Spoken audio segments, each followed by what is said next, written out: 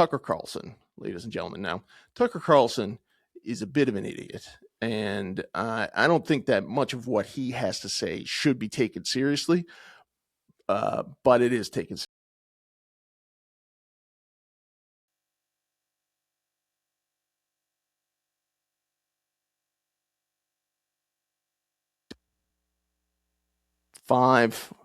Five and a half million subscribers, and the video I'm about to show you has about 2 million views that started. This is from 3 days ago. So this is his monologue, and basically Tucker Carlson, who has been in this whole thing enough to stake his whole reputation, I guess, on Trump. I think it's too late for him to walk it back, especially now that he is saying that he thinks that Trump is the Antichrist. Was it bad targeting, coordinates given to us, we hope, by Israel, another country? Maybe it wasn't. Who knows at this point? For the president to call for that, it's worth stopping and saying, no, this is not acceptable under any circumstances. You haven't justified it. You couldn't justify it. And it can't be done in our name. And the point, of course, is to get the Iranians to open the Strait of Hormuz. Well, no sane person thinks that's going to work. At which point you have to ask, why would we do it anyway? Well, there are a bunch of possible reasons, but the darkest of all is for the sake of doing it. For the sake of killing, for the sake of exercising the most obvious form of power, which is extinguishing life. That's why we're doing it. The thrill is in the killing. The power is in the killing. The exertion of force is the point. You don't want to think that. But after a message like this, what could possibly be the reason? There's nobody who thinks that if we do this, and we pray we don't, for our sake as well as the sake of non-combatant innocent Iranians, nobody thinks this is going to work. But then the tweet continues. Pardon me, the ironically named truth continues. There will be nothing like it. Open the effing strait. How dare you speak that way on Easter morning to the country? Who do you think you are? You're tweeting out the F word on Easter morning? I mean, what a thing for him to be upset about, to get his panties in a bunch, if you will. Donald Trump has been swearing. He swears all the time. He's very unpresidential. So this shouldn't be a surprise. And I don't know why Tucker Carlson gives a fuck about Donald Trump writing fucking in a Truth Social meme. Like, is that the thing? You're not supposed to swear on Easter Sunday? Maybe that, I don't think you're supposed to, you probably shouldn't swear any Sunday.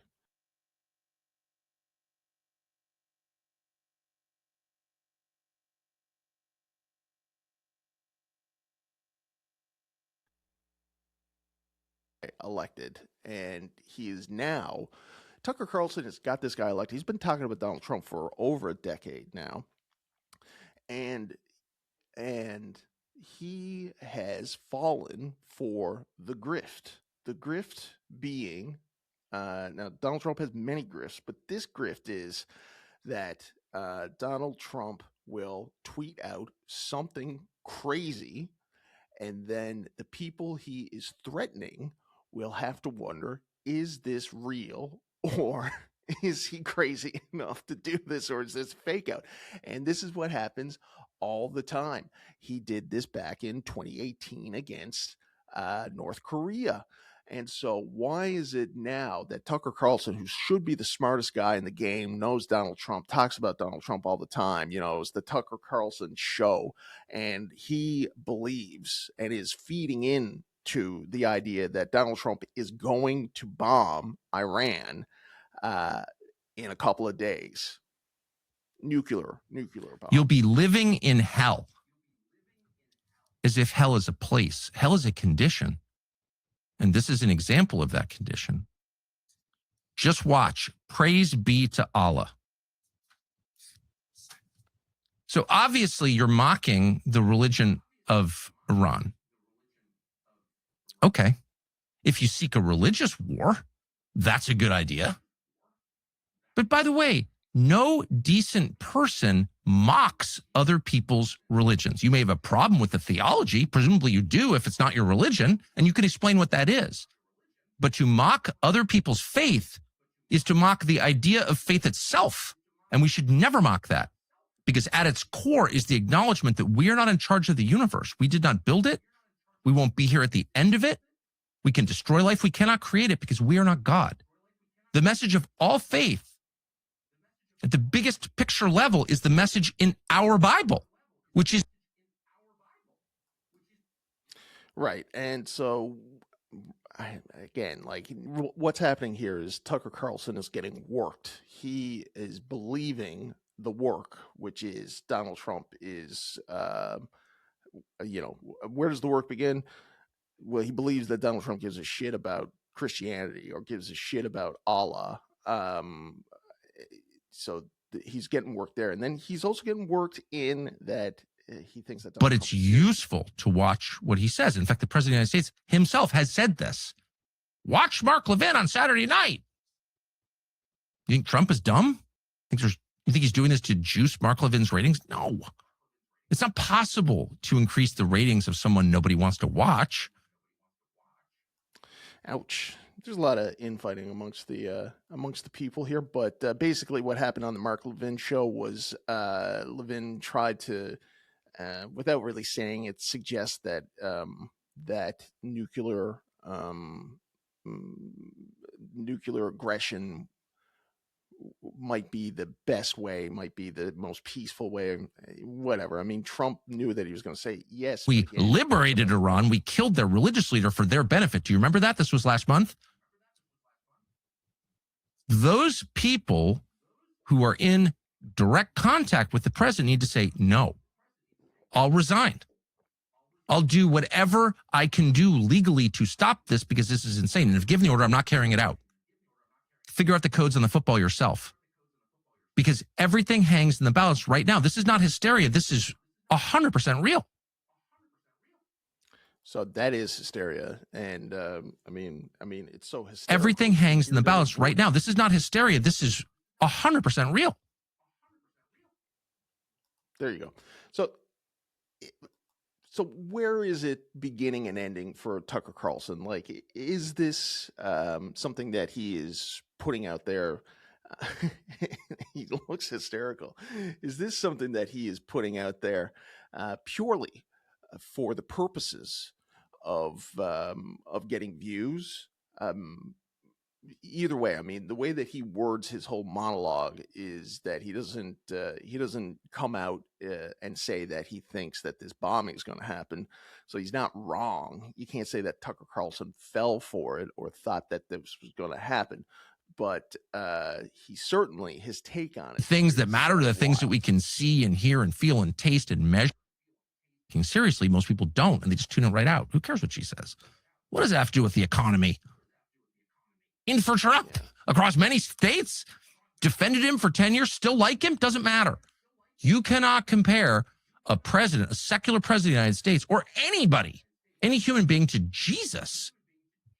Showed this us. Is pretty good, actually. I'll go back to this. During Holy Week at the White House. So, yeah, he invited, Trump invited some religious leaders. A gathering to which many American Protestant leaders, big ones, Franklin Graham included, were invited.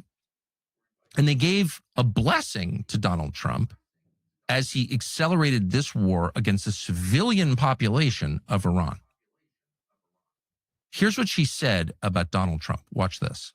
Jesus taught us so many lessons through his death, burial, and resurrection. He showed us great leadership. Great transformation requires great sacrifice. And Mr. President, no one has paid the price like you have paid the price. It almost cost you your life. You were betrayed and arrested. So you can even see right there. It's like, at first he was like, yeah, a little nod, like, yeah, I can see where you're going. And then the betrayal, he's like, the wheels are turning. It's like she's about to compare me to Jesus, I think. So he stops, But then whoever this dude is on the side, that's when he starts his head going. Trump is right now is like, oh my gosh, she's about to compare me. And falsely accused. It's a familiar pattern that our Lord and Savior showed us. But it didn't end there. It's like, all right. So I don't think Trump is there for him, and it didn't end there for you. It's hard to believe that's real. That is. But it is real, and Israel. Israel. And so that was Tucker Carlson's take on the whole thing. It's that's a Monday monologue there by him. He is watched by, like I said, millions and millions of people, and his approach to it is, this is hysterical. Trump is an antichrist, and so that's what he had to say about it. Now, I don't listen to Tucker Carlson for my news, and the point of all this is you shouldn't either. Anybody that's watching this, it doesn't matter where you are in the world, don't watch Tucker Carlson for information, because he is he's either not wise or he's just doing it for entertainment purposes. Funny enough, though, I'm going to go to Mr. Bill O'Reilly, and before I play you the clip from Mr. O'Reilly, now this is on Monday, so this is right after the clip, or right after the tweet. So the tweet is Easter Sunday, and now all of the Republican commentators are coming out on Monday with the big news, and clicks. So Bill O'Reilly, who has a fifth of what Tucker Carlson has in terms of subscriptions, he's got 1.1 million. And I'm looking at a video right now that has 380K viewers. Bill O'Reilly has a direct line to Donald Trump. He says it a lot. He's on the air talking about it 3 times a week. And that's where I get all my information from. Now, I don't necessarily agree with everything that O'Reilly says, but if there is anybody that should be listened to within the media landscape, if you want to know what is going on inside Trump's head, Bill O'Reilly is the guy. I'm going to say that again.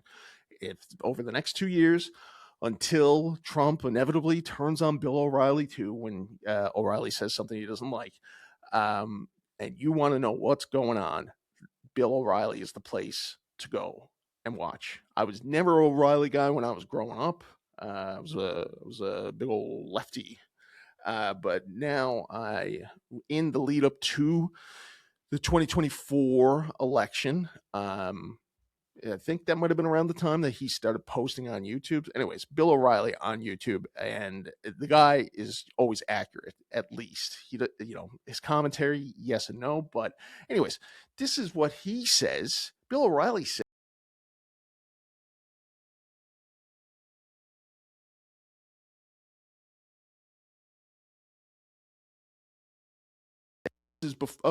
before Tuesday, which is go time.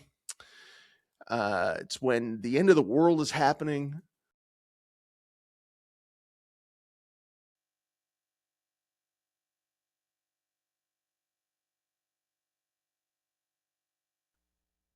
Let them in. 4 minutes.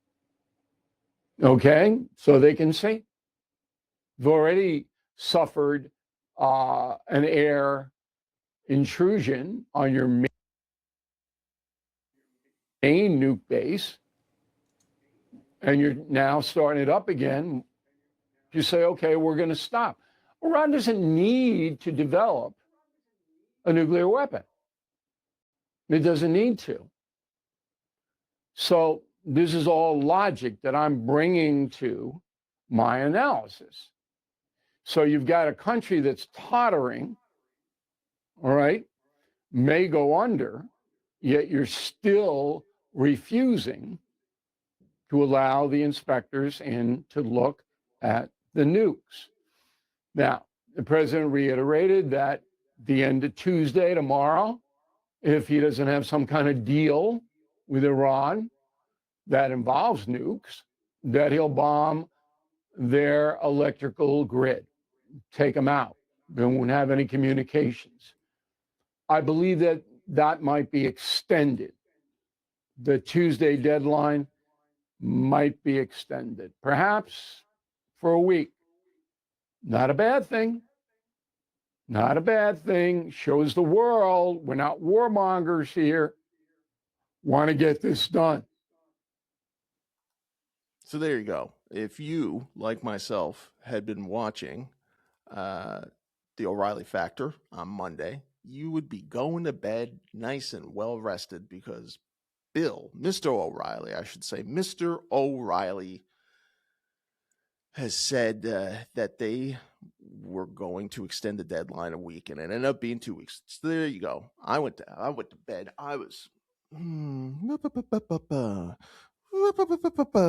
and so sleep soundly. I think I had a great dream. I highly recommend listening to and watching Bill O'Reilly for your own peace of mind. Now, again, I don't agree with everything he says. He believes that this Iranian war, the Iranian war, is justified because of the nukes and the nuke program and blah blah blah.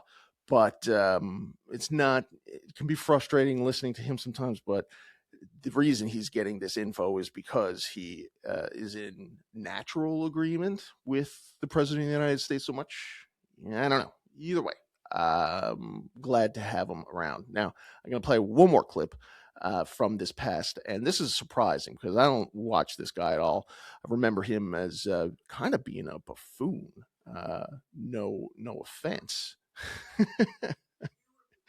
No offense to Glenn Beck, who I remember being a bit of a buffoon when he was on TV. I think he had like the big close up on his eyes. I think that was him, and like he would cry and stuff. It was wild. I don't really even want to play too much of it, but I just want to show that like the information from him is a lot better than Tucker Carlson if you need it, because he kind of saw this right away or called it out. Maybe everybody sees it, but he's the one that said it. That is that this is so commonplace for Mr. Trump to tweet these things that we shouldn't be taking seriously. This is a very dangerous territory because I've been telling you over the last year or so that wars, especially world wars, are all started by a simple miscalculation. If they believe this is a bluff or pressure just for negotiation, like all the other presidents, they just might test it. And then what does the president do?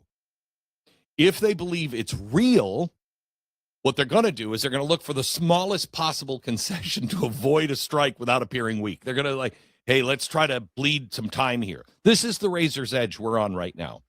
Now, there is a third option, and I want to come back to the 25th Amendment. There is the third option. They may think that our Congress and our people do not have the stomach for any of this, and so they'll just wait it out. This is going to be the big story of 28-29. If Donald Trump can be replaced by someone else who understands this method of MAGA and everything else, if J.D. Vance or Marco Rubio or somebody like that win and we go down this same path, you are going to see those people who are just digging in right now begin to slip away. Because I think almost the entire world is thinking there's only 2.5 more years left. We can outlast him. We can outlast him. We can outlast him. That's what's happening with NATO. That's what's happening with Europe. It's happening with Russia. It's happening with those people in the United States of America who have been playing terrorists and us alike. So a lot of good points here from Glenn Beck. Credit where credit is due for Mr. Glenn Beck.